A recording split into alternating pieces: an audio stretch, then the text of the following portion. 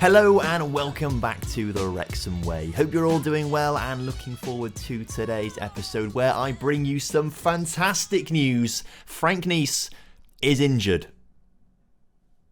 Not what you're expecting, right? But he's injured, which means he can't go to PSG because he can't fulfill the medical stuff. So we are keeping Frank Nice for now, which is perfect. Here he is in all of his injured glory. He's out for another few weeks or so. It's going to take him out for the rest of August, and the transfer window finishes at the end of August. So he physically cannot go to PSG because he would not pass a medical. So I am absolutely delighted by this.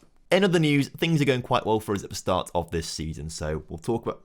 In other news, things are going pretty well at the start of this season. Welcome back. Hope you're all doing well and looking forward to today's episode. We've got West Ham coming up in the Premier League before we have the Champions League draw, which is going to be really exciting. We'll find out our fate for the Champions League and hopefully have a nice, easy group.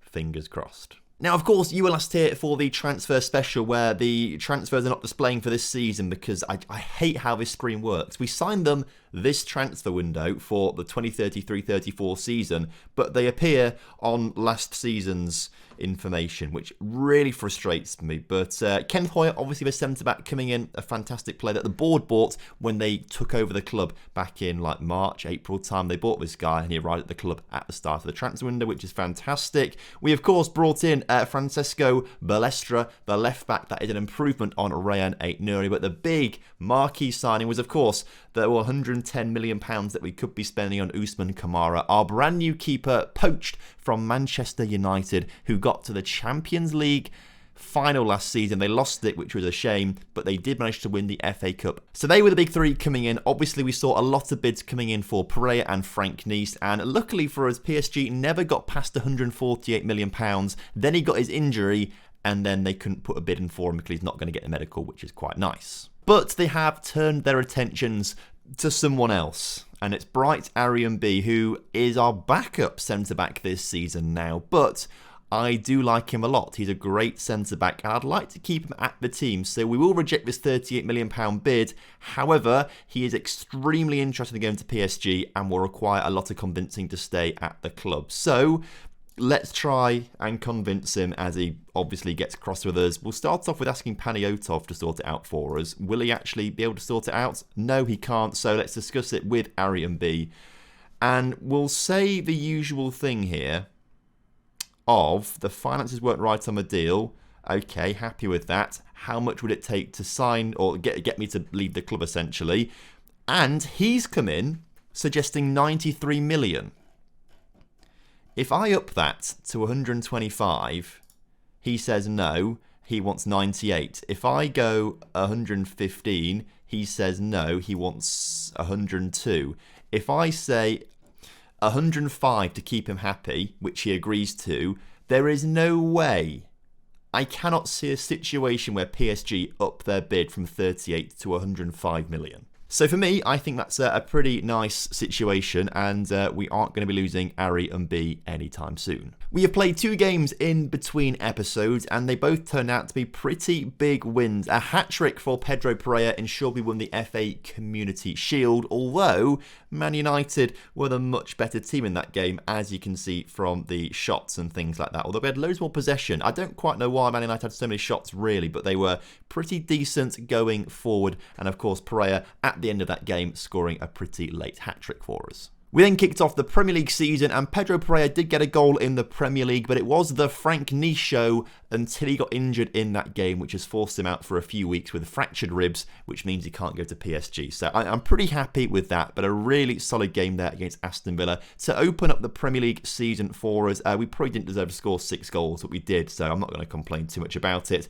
And obviously that means we go top of the table as it stands on goal difference, not that it's a big issue. The season is long, there's a long way to go, so let's not expect us to be on top of the table all season, because last season we weren't on top of the table for the most of the season. Most of the season we were in the top 4. It wasn't until the final 5 game weeks or so that we actually snuck into first place, which was quite nice. But we are going to get kicked off here today with a game away from home against West Ham United, and this is the team but I think should be doing the business for us. Kamara, obviously in goal, our brand new keeper, expecting loads of clean sheets from him this season. Balestra obviously comes into the team with Luis Felipe, new boy Hoyer, and Neto in the backline. This backline is much improved from last season. Very happy with it. Daniel Tarpe in the CDM spot right now, although he did play last game, and I'm not sure if I like him or Sam Martinez more, so we'll bring Sam Martinez in for this game and probably rotate those two around quite a lot. But the full strength midfield of Alparslan, Panayotov and Daniel Patrick are starting in the midfield three, with Pereira up front, 4 goals so far this season in all competitive games, with Randy Ramheimer alongside him, obviously trying to take the most or make the most of the time he's got in the first team whilst Frank Nice is out injured. So kickoff is upon us here today. Let's talk about our objectives this season. And we briefly touched on it at the end of a transfer special yesterday, but just to reiterate, right, the Champions League is priority. And if that means sacrificing the cups or maybe even the league to an extent, I'm going to do it.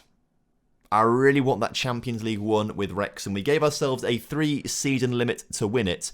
Last season was the first of those 3 seasons. This is the second season. I'd rather not have the pressure of going to one final season next time out. I'd love to win it this season to actually get that trophy in our trophy cabinet. Hopefully, though, we are on our way to winning the Premier League nonetheless. 3 in a row in the Premier League would be absolutely superb. And as Daniel Patrick, on his return to the team, did have an injury actually for the first game of the season against West Ham, so wasn't playing in that one. But on his return to the team, gets a goal. You'll love to see it. Now, obviously, we need to be looking out for Liverpool this season. They got to a Champions League final and came second in the Premier League, pushed us right down to the wire. So did Newcastle. They also pushed us to the wire, coming third in the Premier League. But another team we need to look out for is Manchester United. Yes, they are missing their big keeper because we took them away from them as Daniel Patrick's through.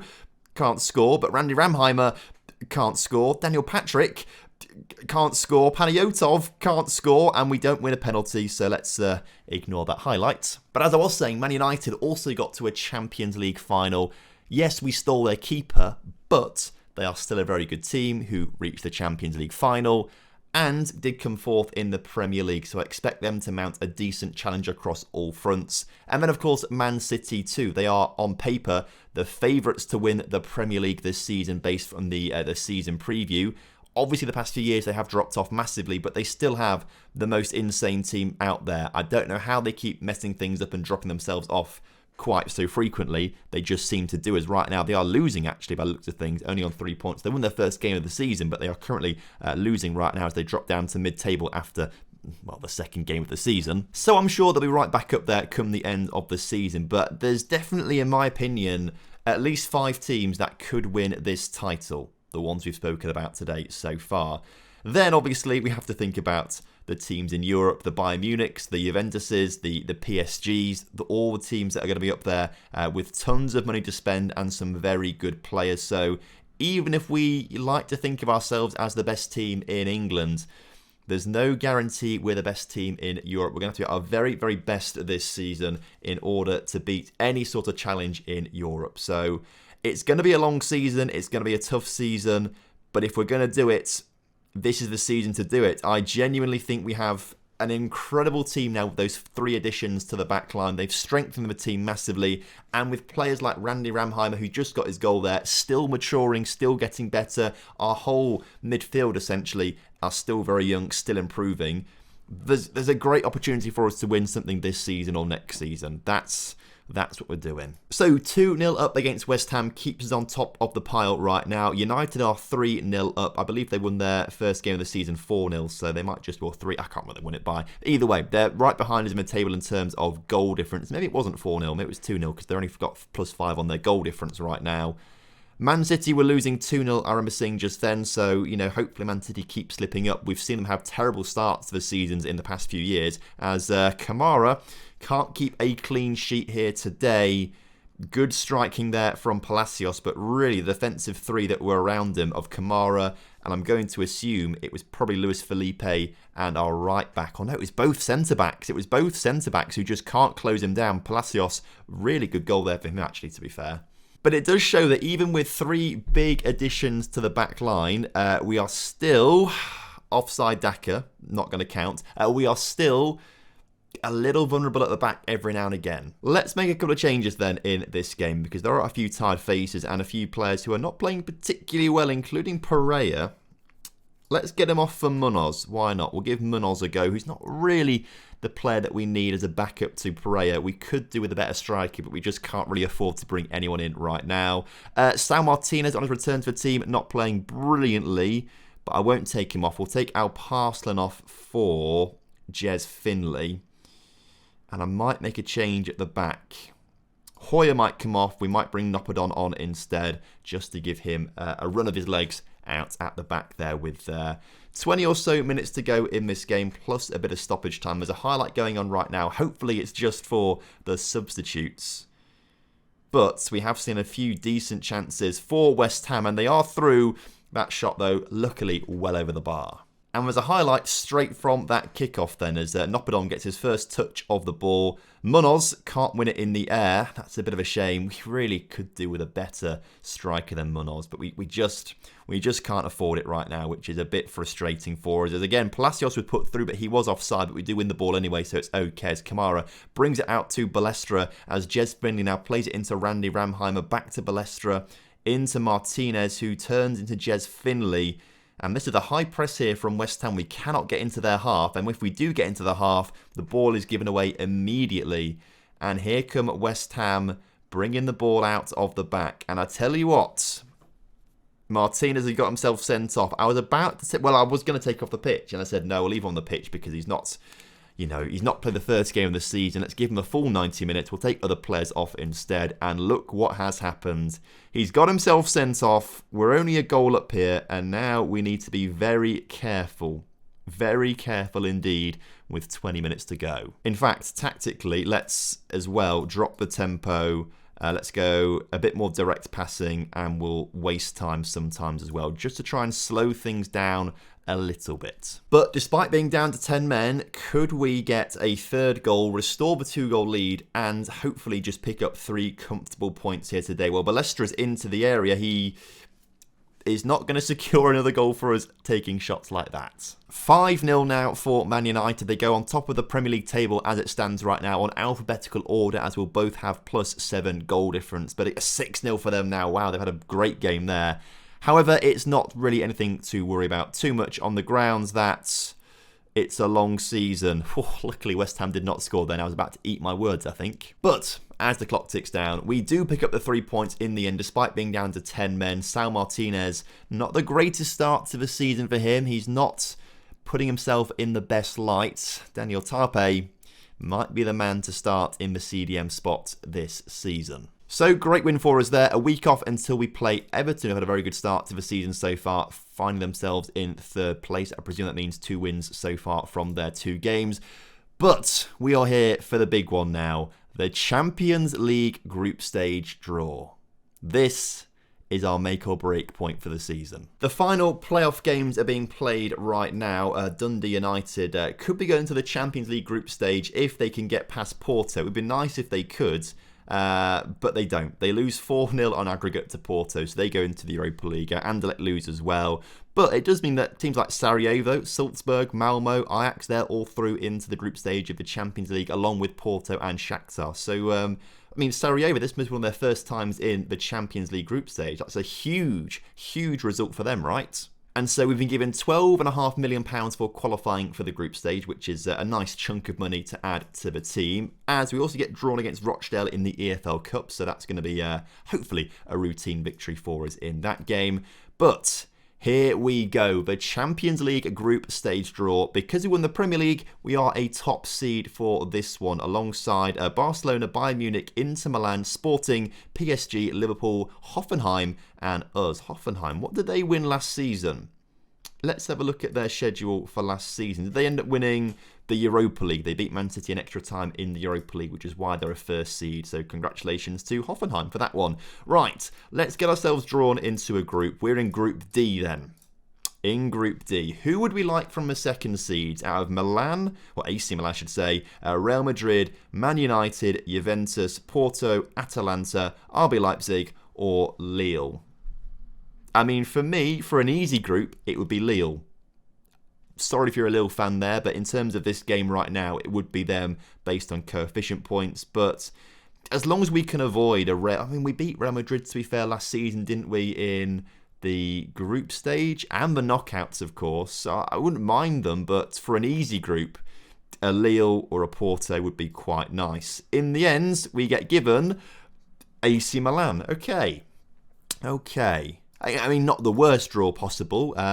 It could have been could have been worse. Let's not get too hung up about it. In terms of third seeds, though, Bayer Leverkusen, Shakhtar, Sociedad, Newcastle, who we can't have, Benfica, Besiktas, Salzburg, or Slavia Prague. So, I mean, as long as we just don't get Bayer Leverkusen or Sociedad, I think I'd be pretty happy with any one of those teams.